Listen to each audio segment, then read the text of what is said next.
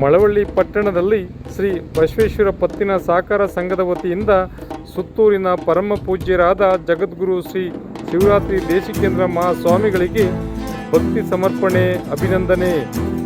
ಮಳವಳ್ಳಿ ಪಟ್ಟಣಕ್ಕೆ ಕಾರ್ಯಕ್ರಮ ನಿಮಿತ್ತ ಆಗಮಿಸಿದ ಸುತ್ತೂರಿನ ಪರಮ ಪೂಜ್ಯ ಜಗದ್ಗುರು ಶ್ರೀ ಶಿವರಾತ್ರಿ ದೇಶಿಕೇಂದ್ರ ಮಹಾಸ್ವಾಮಿಗಳಿಗೆ ಮಳವಳ್ಳಿ ತಾಲೂಕು ಶ್ರೀ ಬಸವೇಶ್ವರ ಪತ್ತಿನ ಸಹಕಾರ ಸಂಘದ ವತಿಯಿಂದ ಭಕ್ತಿಪೂರ್ವಕವಾಗಿ ಅಭಿನಂದಿಸಿ ಗೌರವಿಸಲಾಯಿತು.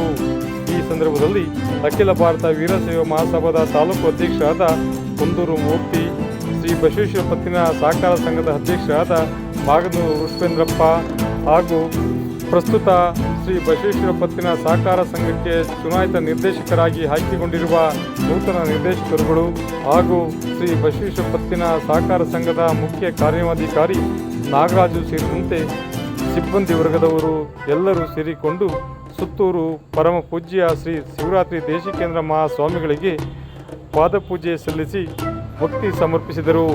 ಈ ಸಂದರ್ಭದಲ್ಲಿ ಸಮುದಾಯದ ಮುಖಂಡರು, ಶ್ರೀ ಬಸವೇಶ್ವರ ಪತ್ತಿನ ಸಹಕಾರ ಸಂಘದ ಮಾಜಿ ಮತ್ತು ಹಾಲಿ ಸದಸ್ಯರು ಸೇರಿದಂತೆ ಹಲವು ಮುಖಂಡರು, ಅಖಿಲ ಭಾರತ ವೀರಶೈವ ಮಹಾಸಭಾದ ತಾಲೂಕು ಪದಾಧಿಕಾರಿಗಳು ಉಪಸ್ಥಿತರಿದ್ದರು.